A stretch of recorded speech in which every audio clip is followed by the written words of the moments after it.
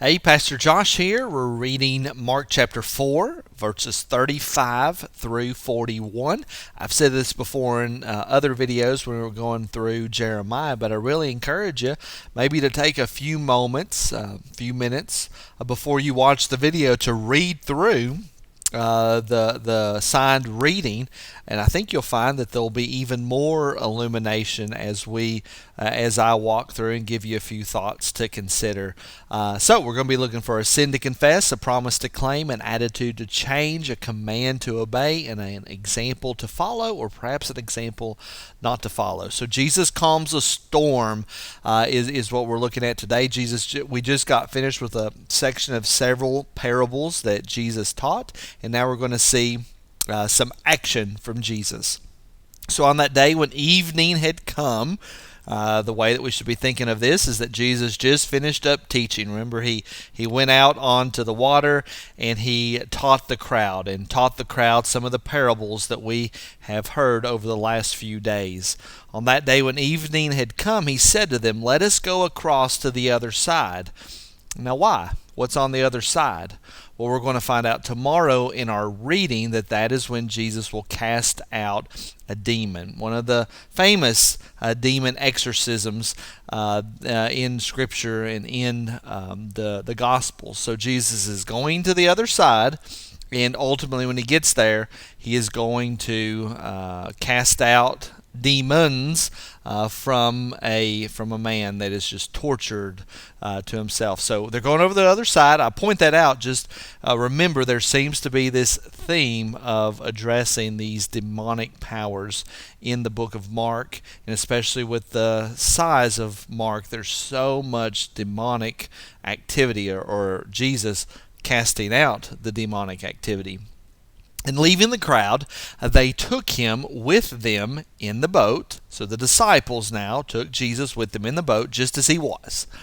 And other boats were with him. I find this stuck out to me, is that this great calming of the storm, this did not happen just with the disciples in their own boat as if they were all by themselves. There were other boats around as well.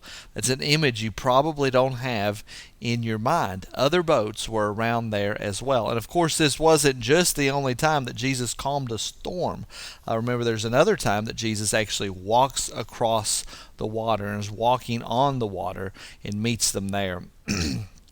After he sends them on. Verse 37, and a great windstorm arose, and the waves were breaking into the boat, so that the boat was already filling. But he, Jesus, was in the stern, asleep on the cushion. So there's a big storm. Jesus is sleeping in the stern, and the disciples are just flipping out. They are saying, "Jesus, oh no." So let's see what happens. And they woke him and said to him, "Teacher, do you not care that we are perishing?" I just underlined that because I really struggled on, do we make this an example to follow, or do we make this a sin to confess? It would be an example to follow in the sense that they're approaching Jesus, right? They're, in a sense, praying. They're going to Jesus and talking to Jesus about this problem. That would be an example to follow. But it would be a sin to confess when we look a bit at the content of what they're asking. It seems to be that they are not assuming that Jesus has any power over the storm. Do you not care that we are perishing? Don't you see that we're going to die? That's what they're focusing on. They're not coming to Jesus to wake him up, to say, "Jesus, save us." They're coming to Jesus to say, "Hey, wake up, we're going to die. Don't you care? Shouldn't you be yelling and screaming too, and thinking that the end is here?" So it's an example to follow in the sense that they're coming to Jesus, but it would be a sin to confess if when we look at the fact that they're coming to Jesus, not trusting in Jesus. And we're going to see that here at the very end of the story.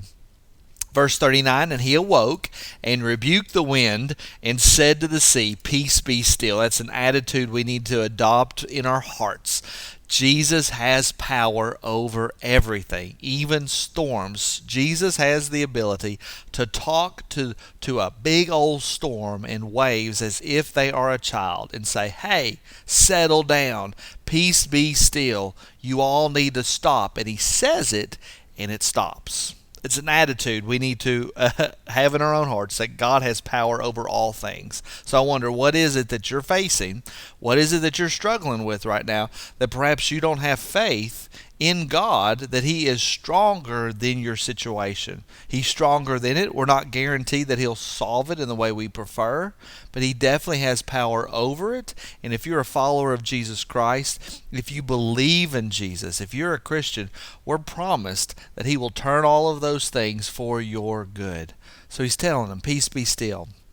And the wind ceased, and there was a great calm. Don't you like that emphasis? There was a great calm. Mark doesn't just say the wind ceased and it was calm. He says there was a great calm. And he said to them, why are you so afraid? Don't you realize God's in the boat? Why are you so afraid?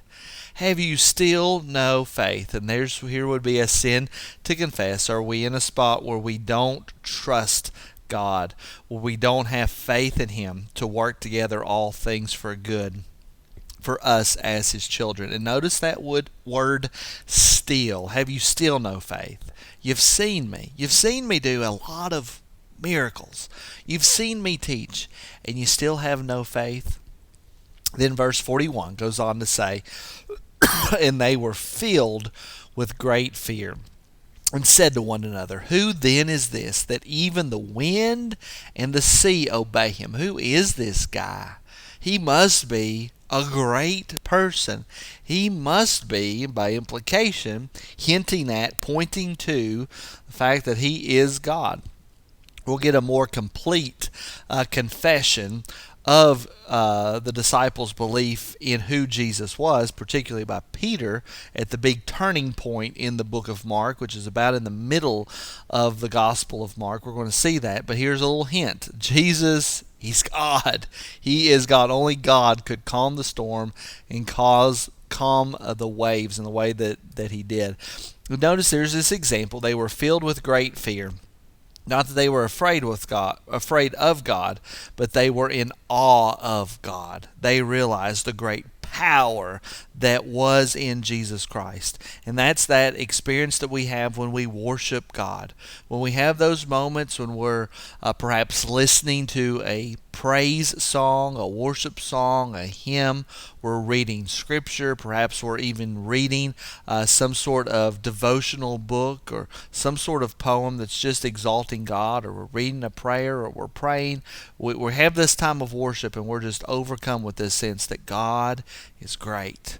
God is powerful. That is an example for us to follow. They were filled with great fear.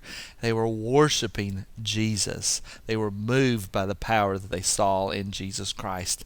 Pray that's been a blessing to you, and I'll see you in the next video.